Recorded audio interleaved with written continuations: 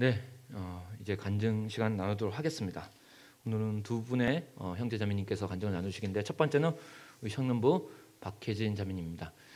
간증 시간은 축제 시간, 감사의 시간입니다. 우리 격려와 응원의 박수, 기대 박수 부탁드립니다.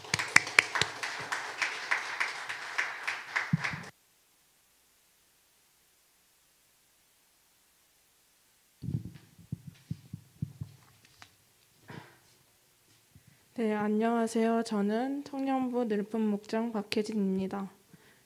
일단 저로 말씀드릴 것 같으면 저 모태신앙으로 태어났을 때부터 이 교회를 떠난 적이 없습니다. 정말 유치부 때와 아동부 때는 일요일 아침에 하는 제가 좋아하는 TV 프로그램이 있음에도 불구하고 부모님을 따라 교회를 다녔습니다. 그리고 중학교에 올라와서도 변한 것은 없었습니다. 수련회를 가도 수련회에서 고령 상담을 받아도 그때만 분위기와 감정에 취해 예수님을 찾을 뿐 그 이상 그 이하도 아니었고, 일상생활로 돌아와서도 예전에 저와 똑같은 생활하고 있는 것을 발견할 수 있었습니다. 그리고 중3 때 저에게 처음으로 어려움이 찾아왔습니다. 바로 친구 문제와 고등학교에서 떨어진 일이었습니다. 내성적이고 낯을 많이 가리는 저의 성격에 새로운 사람을 만나고 새로운 관계를 맺는 것은 오래 걸렸습니다. 그래도 많은 친구들은 아니었지만 즐겁게 친구들과 잘 지내고 있었습니다. 하지만 중3 때 제일 친했던 친구들과 반이 떨어지므로 반에서 같이 다닐 친구가 없어 많이 힘들었습니다. 그리고 고등학교도 지원했는데 같이 같은 고등학교를 지원했던 친구들은 다 붙었지만 저 혼자 떨어짐으로 많이 힘들었습니다. 그래서 힘들 때마다 엄마에게 찾아가서 울면서 말했습니다. 나 너무 힘들어. 하나님은 나를 사랑하시기는 할까? 라고 하나님을 원망하며 말할 때마다 엄마는 괜찮아. 이 시간은 분명히 다 지나갈 거야. 엄마와 함께 기도해 줄게. 같이 기도하자 라고 말하며 저를 위로해 주었습니다. 그래서 이 시간은 저에게 고통스러웠지만 한편으로는 하나님을 의지하며 진심으로 간절히 찾는 마음을 처음으로 느끼게 되었고, 시간이 흐르고 나서는 그 순간이 있어서 하나님을 찾을 수 있음에 너무나도 감사했습니다. 이때 저에게 힘이 되었던 말씀이 있는데 이사야 41장 10절 말씀이었습니다. 두려워하지 말라. 내가 너와 함께함이라. 놀라지 말라. 나는 내 하나님이 됨이라. 너를 굳세게 하리라. 참으로 너를 도와주리라. 참으로 나의 의로운 오른손으로 너를 붙들리라. 정말 많이 암송했고 익숙했던 말씀이었는데 너무나도 힘이 되었고, 이 상황에서는 이 말씀을 보는 순간 하나님께 의지할 수 있다는 것에 감사해 눈물밖에 나지 않았습니다. 그리고 하나님을 믿지 않는 아이들이 부러운 것이 아니라 오히려 불쌍해 보였고, 저는 힘들 때 어느 순간에나 하나님을 의지할 수 있음이 너무나도 행복하고 감사했습니다. 하지만 그뿐 또 고등학교에 들어가 공부하며 잘 지내니 하나님과의 관계는 또 멀어졌습니다. 그렇지만 정말 저에게는 잊지 못할 순간이 고2 때 찾아왔습니다. 몽골로 선교여행을 가게 된 것이었습니다.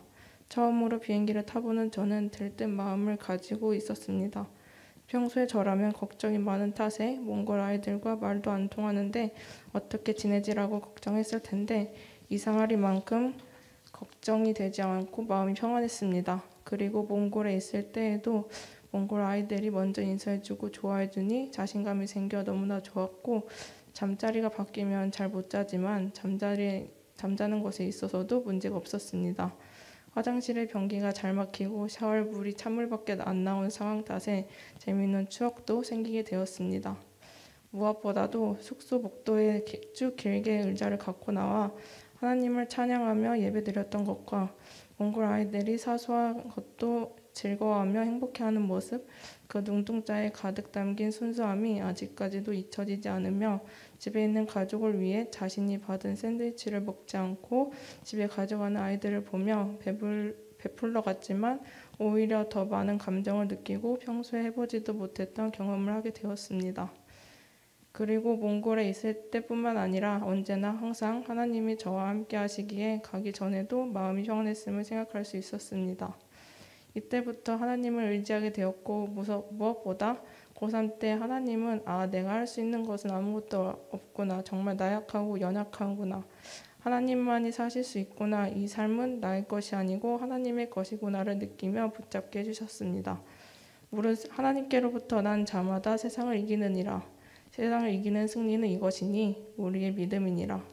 이 말씀을 배경화면으로 해놓고 불안하고 걱정할 때마다 읽으며 세상이 보기에는 틀린 것 같아 보여도 하나님 안에 속해 있으면 나는 결코 망하지 않는다 라는 마음으로 하나님께 기도하며 나아갔습니다. 모의고사 볼 때도 떨었던 제가 수능날에는 이상하리만큼 떨지 않고 평안한 마음으로 수능을 치를 수 있었습니다.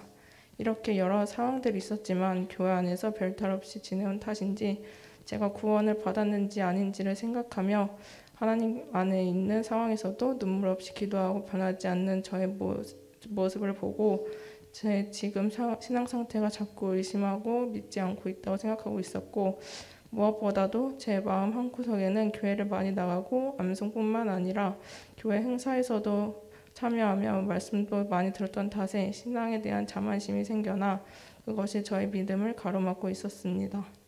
그래서 예배 시간 때 목사님이 말씀하고 있을 때 이 내용은 이렇게 흘러가겠네라고 저 혼자 판단하며 하나님 말씀을 듣는 것이 즐겁지 않고 일요일은 거의 기계적으로 일어나 가는 저의 모습을 보게 하셨습니다. 그리고 2019년도 1월에 그동안 신앙에 대한 자만심에 사로잡혀 성경을 초등학교 이후로 읽지 않아 영적인 성적은커녕 메말라 있던 저의 영적 상태를 보여주시며 완전히 저의 자만심을 무너뜨려 주셨습니다. 정창훈 목사님과 함께 복음밤을 하는 초반에는 하나님과의 교제를 우선으로 생각하지 않으며 예전에 들었던 복음밤과 같이 기계적으로 듣고 있었습니다. 하지만 하나님은 이 순간을 놓치지 않으시고 저에게 확신을 줄 일을 행하셨습니다.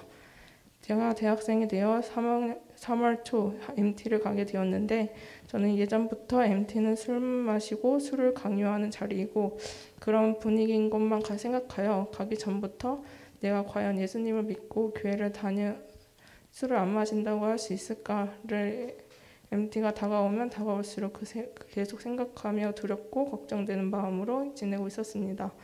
MT를 가기 전주 토요일 어느 때와 같이 복음반을 갔는데 그날 복음반 내용이 바로 이거였습니다. 아무것도 염려하지 말고 어떤 상황과 순간이든 모든 것의 답은 하나님이다 라는 말씀이었고 그 말씀을 들은 순간 마음속에 딱 새겨지며 이 말씀은 하나님이 지금 저한테 하시는 말씀임을 느끼게 되었습니다. 이렇게 느끼게 해주신 것만으로도 감사한데 하나님께서는 저에게 또 다른 감사함을 느끼게 하셨습니다. 복음반이 끝나고 딱 카톡을 열어보니 저희 학과 단톡방에 금주자를 체크하는 투표 공지되어 있었고 이미 금주자로 표시한 아이들도 여러 있었습니다. 이것을 보고 저는 너무나 감사했고 MT에 대한 두려움 또한 사라지며 마음이 평안하게 되었습니다. 이것을 통해 하나님은 언제나 저와 함께 하시고 있다는 것을 결코 나 혼자 먼저 걱정하고 불안해할 것이 아님을 느끼게 해주셨습니다. 하나님은 저를 포기하지 않고 저에게 꾸준히 항상 함께하고 있음을 알려주시고 있음을 깨닫게 해주셨습니다.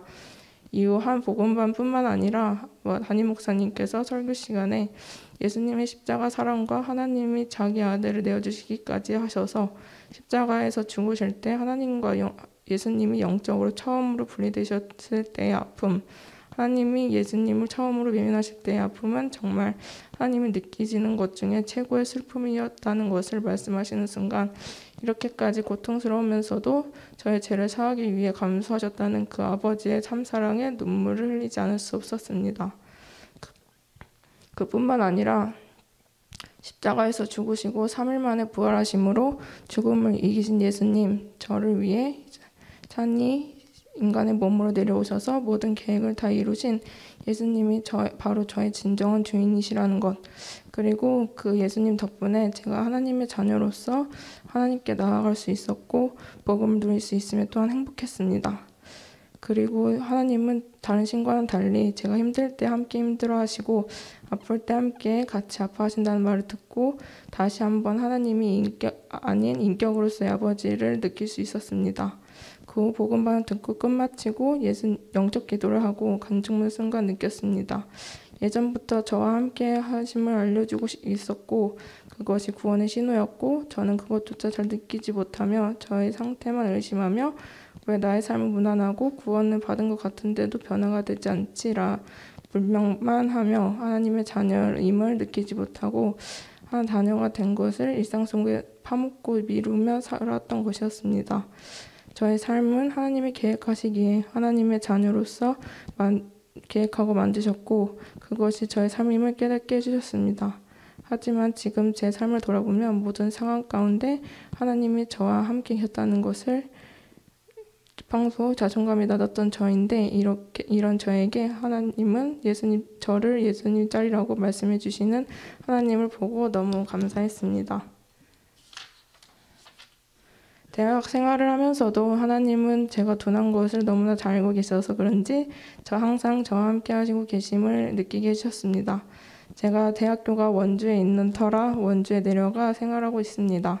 부모님과 떨어져 신앙생활을 하는 것에 자신이 없었던 저는 CCC라는 기독교 동아리를 1학년 때 들어갔습니다. 1학년 때는 동아리원으로서 그냥 참여했다면 2학년 때는 순장으로서 신입생 동아리원을 맡아 모임을 인도하며 양육하는 일을 시작했습니다. 처음에는 많이 두려웠습니다. 과연 내가 잘 양육할 수 있을까라는 생각을 하며 집중하지 못했습니다.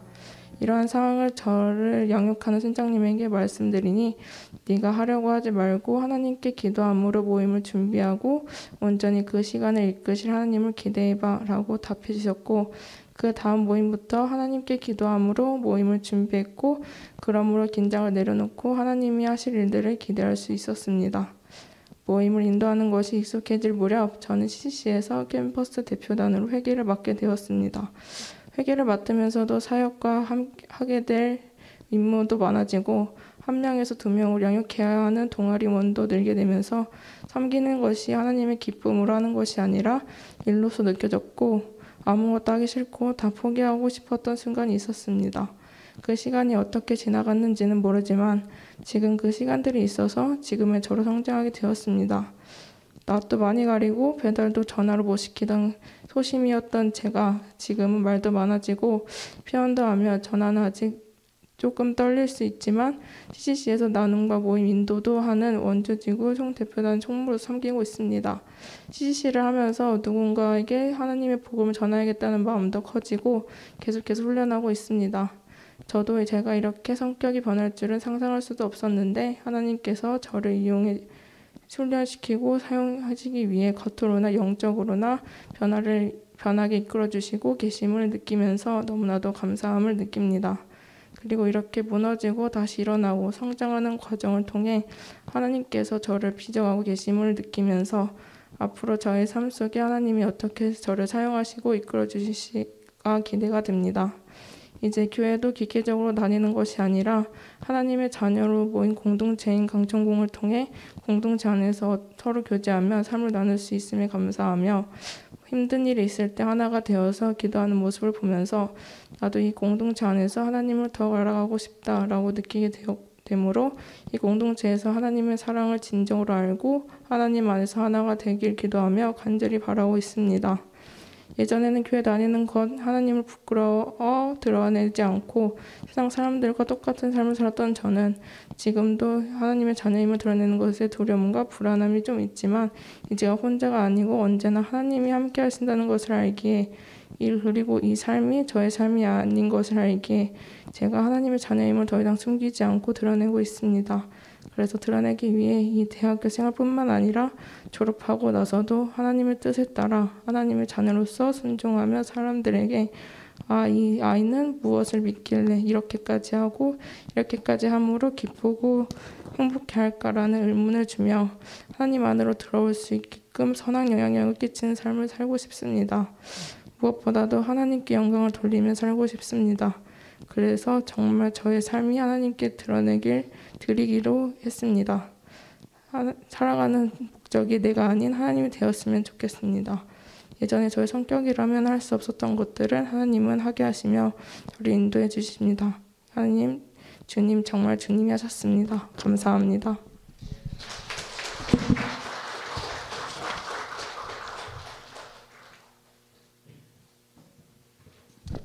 예, 이어서 우리 최청원 형제님 주님 주 나눔을 해주시겠습니다.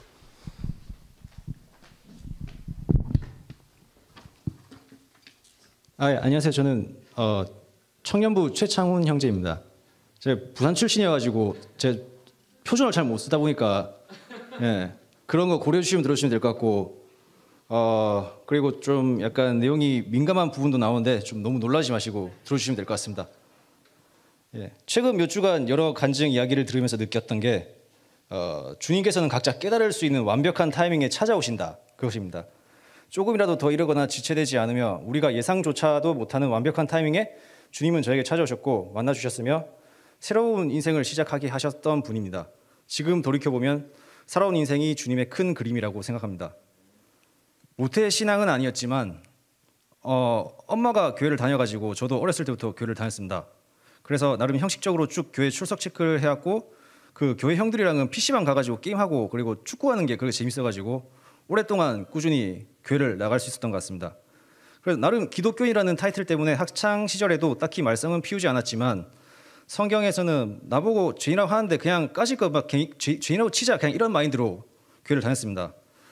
예수님이 우리를 위해 십자가에 못 박히신 것도 믿었지만 딱히 감동도 없었고 식상했으며 수련회에서 느꼈던 그 잠시 평안함도 순간 분위기에 휩쓸려가지고 그런 것이라며 생각하면서 살았습니다. 그리고 이제 군대에 입대했는데 그 교회 다닌다는 이유 하나로 중대급 부대 군종병이 되었음에도 불구하고 오히려 그때부터 하나님과 멀어지는 시기였습니다. 뭐 가까운 관계도 아니었었고요. 그 나름 혼전 순결을 준장하면서 살아왔었는데 이제 군대 선임 후임 동기들이 막 안마방 가고 막 클럽에서 막 여자 꼬셔가지고 놀고 막 여성들과 성관계 그런 이야기를 들으면서 뭐 일단 관심 없는 척은 했었는데 걔네들이 엄청 부럽더라고요.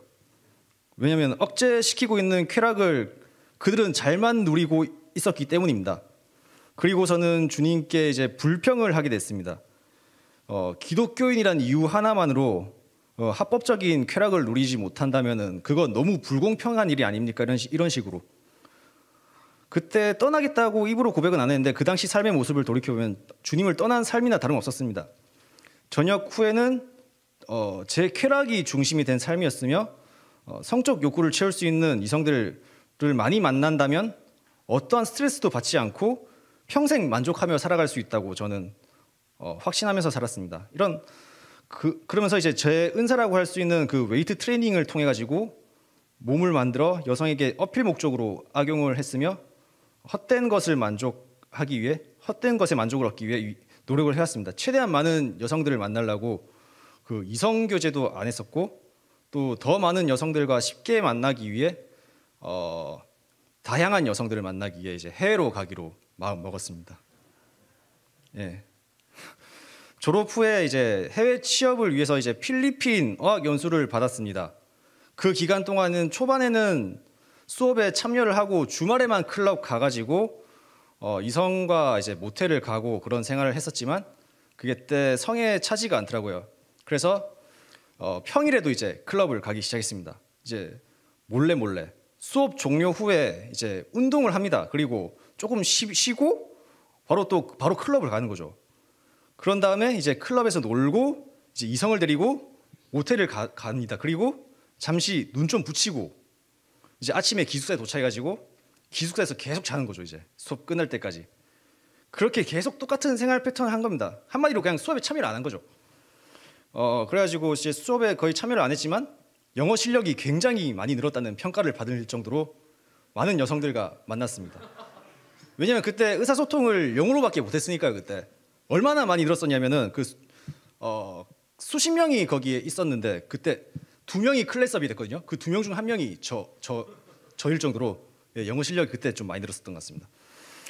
필리핀에 어학연수를 받던 시기에 많은 여성들과 밤에 만나가지고 시간을 보냈던 생활들이 어느 정도 질렸었지만 그때는 고작 2개월이란 짧은 기간이었고 더 큰 쾌락을 느끼고 싶었습니다. 저는 그 당시에도 이런 생활을 정복하기만 하면 그냥 마음속 공허함은 다 사라지고 평생 즐거움을 느끼면서 살 수 있다고 확신하던 시기였습니다. 연수를 마치고 이제 싱가포르에 취업을 했고 싱가포르에서 1년 동안은 일 때문에 바빠서 쉬는 날에만 운동에만 전념한다고 많은 이성과 만나지 못했는데 저는 그때 쾌락, 쾌갑, 그게 정복을 준비하고 있었습니다. 이제 싱가포르에서 1년 조금 넘는 기간 동안 일을 하고 나서 한국에 왔습니다. 그리고 몇 달 뒤 태국에서 취업하는 프로그램에 지원하였고 합격해가지고 이제 태국으로 가게 됐습니다. 그 프로그램이 여러 국가가 있었는데 태국을 선택한 이유는 단순했습니다. 그리고 아름답고 매력적인 여성들이 많이 있고 그리고 상대적으로 쉽게 만날 수 있는 국가이기 때문입니다. 물론 연수 받는 기간 동안에는 공부한다고 시간이 자유롭진 않지만 연수 받으면서도 몰래 빠져나오는 방법을 기어이 찾아내가지고 그 이성들과 관계를 가지며 살았습니다. 연수가 끝나고 취업을 하였으며 이제 세계에서 이제 유흥으로 유명한 파타야라는 지역에 살게 되었습니다. 그때부터 이제 정말 문란하게 생활했던 것 같아요.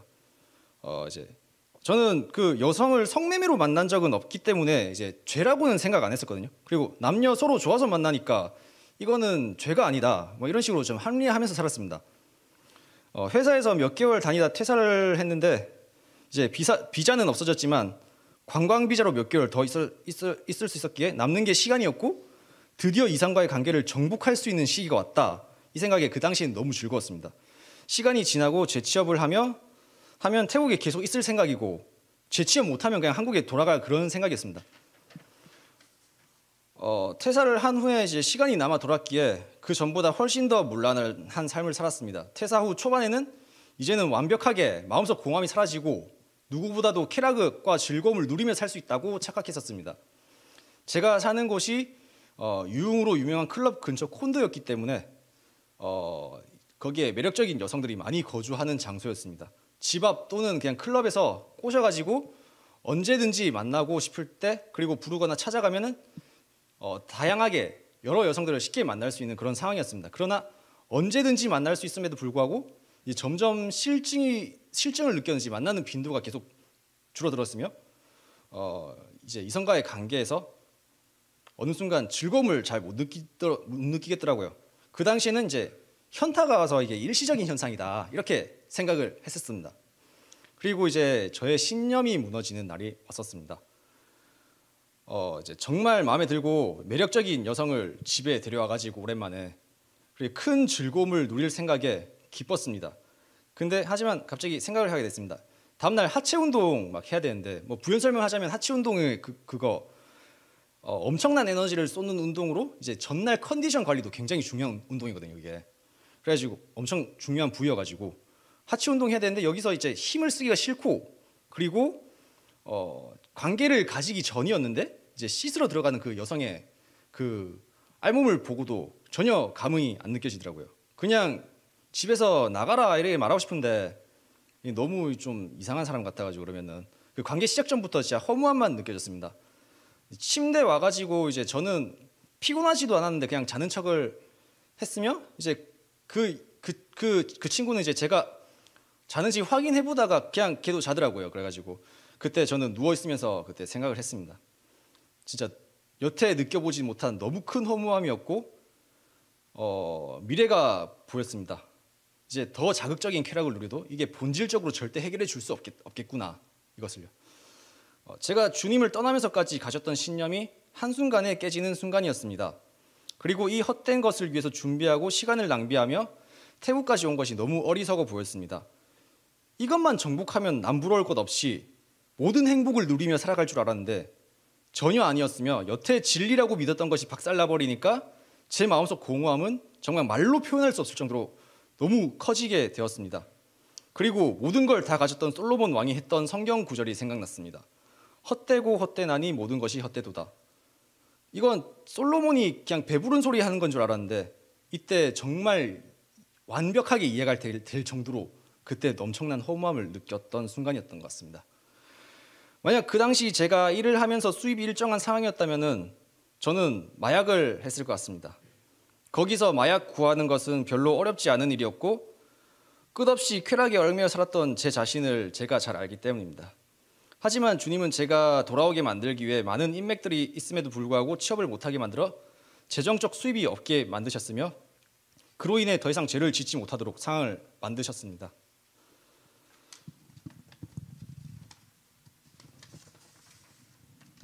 이제 여태 확실하다고 믿었던 신념이 무너져서 이제 충격의 상황을 벗어나지 못했던 저는 이제 지푸라기라도 잡는 심정으로 기도도 해보고 신앙생활 시간을 조금 투자하게 되었습니다. 그리고 2018년 5월 1일 제 생일 저는 아직도 기억이 생생합니다. 제가 처음으로 죄인이란 것을 고백하고 예수님을 만난 시간입니다. 그때 태국 시간으로 하면은 4월 30일이라 한데 그때 한국 시간으로 따지면 12시 넘은 시간이기 때문에 저는 5월 1일이라고 제 생일이기도 하고 그래가지고 그렇게 그냥 치고 있습니다. 어떤 책인지 기억은 나진 않는데 책을 보면서 이제 예수님이 십자가에 못 박히는 구절을 읽고 있었습니다. 예수님이 온갖 조롱과 치욕을 당하지만 예수님은 이렇게 말합니다. 누가복음 23장 34절. 이에 예수께서 이르시되 아버지 저들을 사하여 주옵소서 자기들이 하는 것을 알지 못함이니이다 하시더라. 이 구절 보면서 저는 정말 이해가 되지 않았습니다. 인마들은 사지를 찢어 죽여도 시원찮을 판에 용서라뇨. 상식적으로 말이 안 되잖아요. 상식적으로 말이 안 되는데 어떻게 전도를 하냐. 그리고 이런 무능한 종교를 어떻게 강요를 해요. 저는 이런 식으로 계속 질문을 던지게 되더라고요. 그러다가 이제 당시 예수님을 조롱하던 군병의 입장에서 생각을 해보게 됐습니다. 이제 우리는 예수님이 이야기를 다 알고 있으니까 메시아란 걸 다 알고 있는데 그 군병이면 모를 수도 있겠구나. 그래서 내가 당시 군병이라면 어떻게 했을까라는 생각을 해보게 됐습니다. 근데 그 생각 속에서는 저는 그 군병과 같이 예수님을 조롱하고 고문하고 있는 제 모습을 보았습니다. 왜 그러냐면은 만약에 사이비 교주가 막 예수님과 똑같은 상황에 놓여 있는데 내가 모든 걸 할 수 있는 권한이 있다.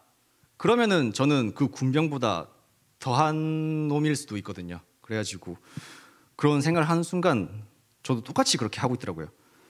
성경에 나와 있는 그 당시 군병과 다를 게 없는 제 모습을 상상하는 순간 여태 제가 저질렀던 죄악들이 떠올랐으며 뼈저리게 죄인임을 느끼게 되었습니다.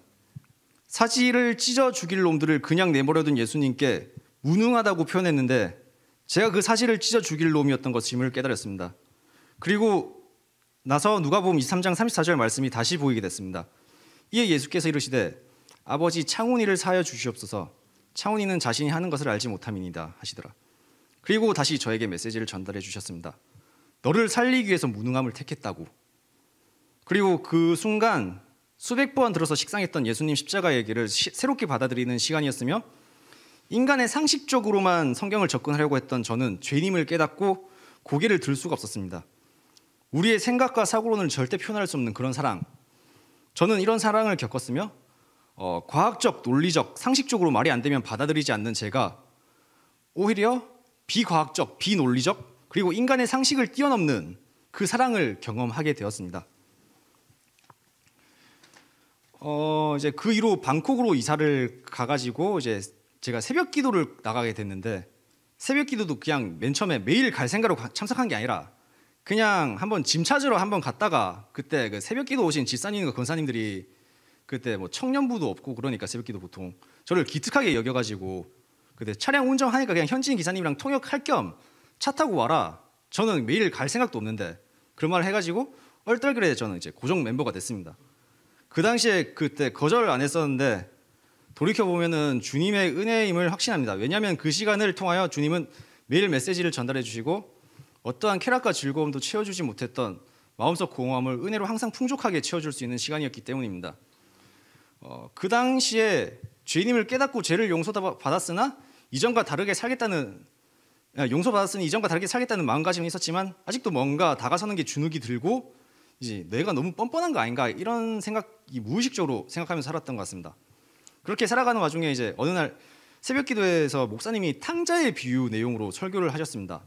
망나니 자식과 그 버릇 나쁘게 길들일 무능력한 아버지 이야기로만 알고 있었는데 그날 탕자가 이제 저랑 오버랩이 되면서 저에게 들려주시는 완벽한 사랑 이야기라는 것을 깨닫게 되었습니다.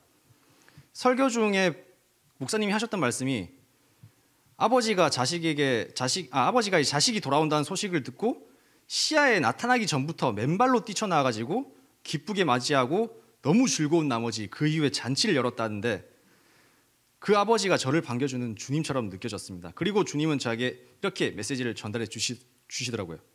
내가 이렇게 기쁜데 넌 왜 잔치를 즐기지 못하냐고.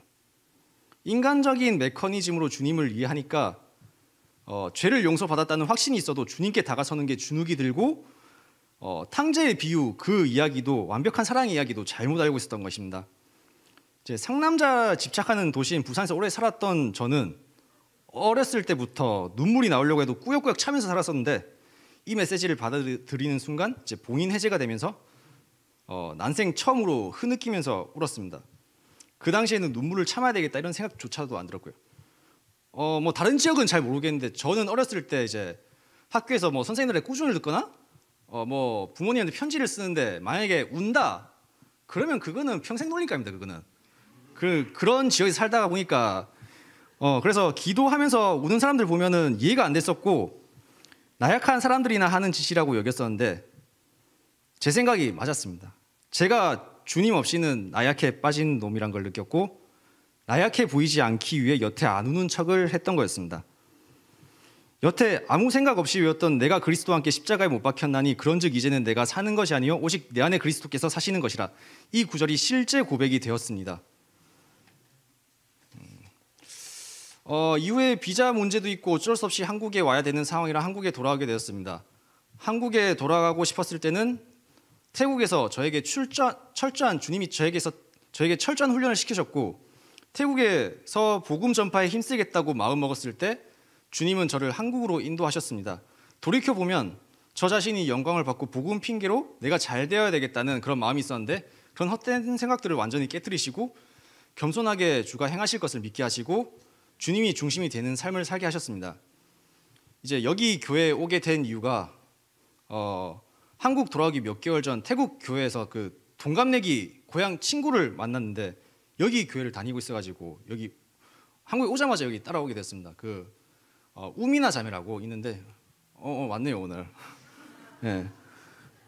지금 생각해 보면은 주님이 이 교회로 나오게 하기 위해 그 친구를 만나게 허락하시고 태국에서부터 이미 계획하고 계셨던 건 아닐까라는 그런 생각이 듭니다.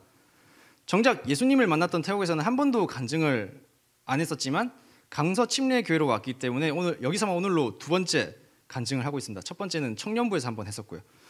제 의지로 간증을 작성하고 발표하겠다고 한 건 아니었지만 강서 침례교회를 통하여 제가 간증할 기회를 가질 수 있었기에 준비하면서 여태 즐겨왔던 그런 쾌락과는 비교가 되지 않을 정도로 기쁘고 은혜로웠던 시간을 가졌습니다.